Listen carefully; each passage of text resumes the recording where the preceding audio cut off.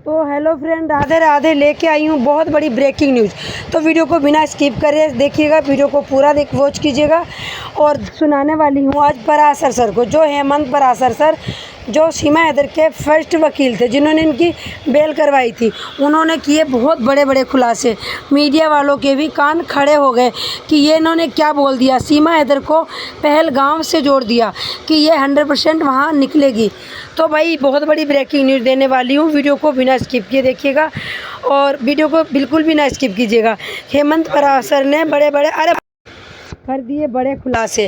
भाई ये सचमुच में सीमा हैदर 100% कोई जासूस है। नहीं तो जो वकील एक बार को बेल करवा रहा है, फिर वो वकील क्यों बोलेगा कि सीमा हैदर पे संदेह है, इसकी जांच होनी चाहिए, इसको डिपोर्ट होना बहुत ज़रूरी है, इसको यहाँ नहीं रखना चाहिए, या तो फिर इसको सेंट्रल में डालना चाहिए, जेल में डालना चाहिए, या तो इसको डिपोर्ट होना चाहिए। आखिरकार ऐसा क्या रहा जानते हैं। और उनकी इस तरीके से नृशंस हत्या की गई, यहाँ तक कि उनके प्राइवेट पार्ट चेक किए गए कि आप हिंदू हो या मुसलमान। और हिंदू होने का जब उनको प्रमाण मिल गया तो उन्होंने उनको गोलियों से छलनी कर दिया। उसके बाद में सीमा की कोई भी प्रतिक्रिया उन लोगों के लिए नहीं आई। वैसे तो आप रोज़ वीडियो डालते हो कि खाना बना रही हूँ, कपड़े धो रही हूँ, उस विषय में आप रोज़ वीडियो डालती हो, लेकिन इस विषय के, इस घटना के होने के बाद में आपने एक भी वीडियो अपने किसी भी चैनल पर नहीं डाली। रही बात दूसरी ये कि जो आपने नाम लिया एपी सिंह,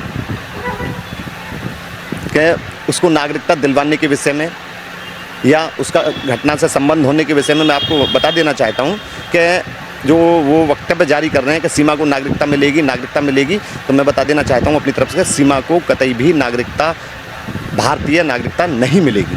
आपको ऐसा क्यों लगता है? आप ही लीगल एडवाइज़र हैं, वो भी सुप्रीम कोर्ट के सीनियर वकील हैं, वो तो कह रहे हैं कि हमने तो नागरिकता लेने के लिए महामहिम राष्ट्रपति महोदया से, राष्ट्रपति महोदया के पास क्या अपील लगाएंगे वो?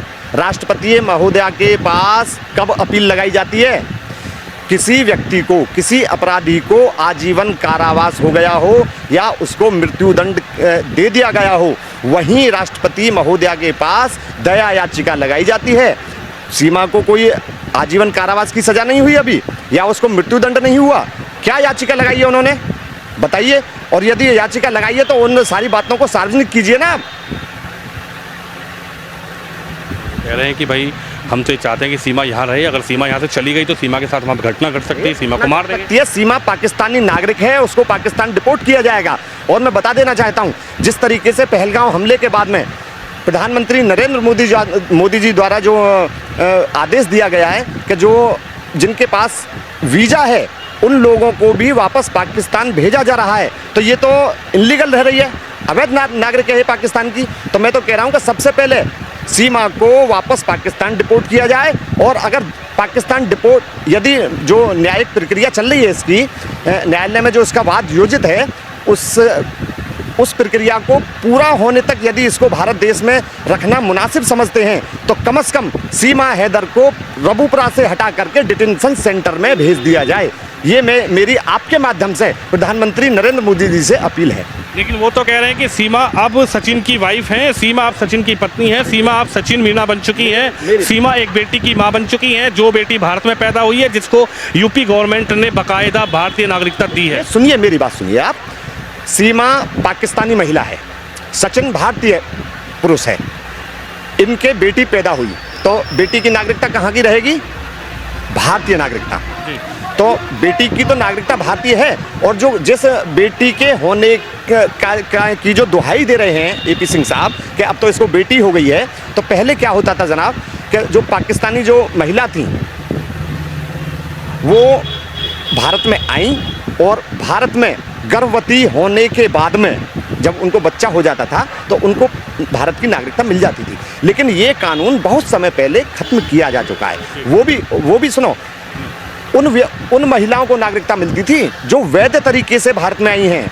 सीमा तो अवैध तरीके से है, तो सीमा को नागरिकता मिलने का तो कोई सवाल ही पैदा नहीं होता। आप सबसे पहले व्यक्ति हैं, जब सीमा वाला मामला चला तो किसी को इसकी जानकारी ज़्यादा नहीं थी। आप सीमा जेल गई, सीमा को यहीं से पकड़ा गया, पुलिस आई, सचिन को ले गई, उनके पिताजी को ले गई, आप पहले व्यक्ति हैं जब कानूनी प्रक्रिया में आपने सीमा को यहाँ से जो है कोर्ट से जमानत दिलवाई। उसके बाद ऐसा क्या हुआ कि आपसे सीमा की कभी बात होती है, उनके परिवार की बात होती है? क्यों? देखिए, मेरा क्या मतलब, सीमा कोई मेरी रिश्तेदार थोड़ी है या उसका परिवार कोई मेरे रिश्तेदार थोड़ी है। हाँ, उसके परिवार वाले कस्बे के रहने वाले हैं, मैं उनसे बात करने थोड़ी जाऊंगा। मैं यदि उनको ज़रूरत है तो मेरे पास बात करने के लिए आए, मैं करूंगा। अब तो उनको कोई ज़रूरत नहीं है, अब तो सुप्रीम कोर्ट के लॉयर उनके साथ है। ज़रूरत नहीं है तो मैं क्या कह रहा हूँ कि मेरे पास आइए आप, बिल्कुल नहीं कहूँगा।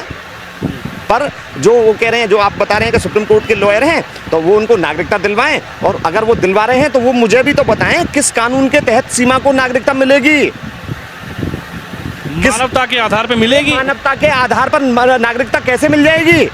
कानून में है मानवता के आधार पर उसको नागरिकता मिल जाए। वो कह रहे हैं अगर सीमा चली गई तो सीमा को तो हम मार देंगे। सीमा चली जाएगी तो मर जाएगी, पाकिस्तान क्या खाली हो जाएगा?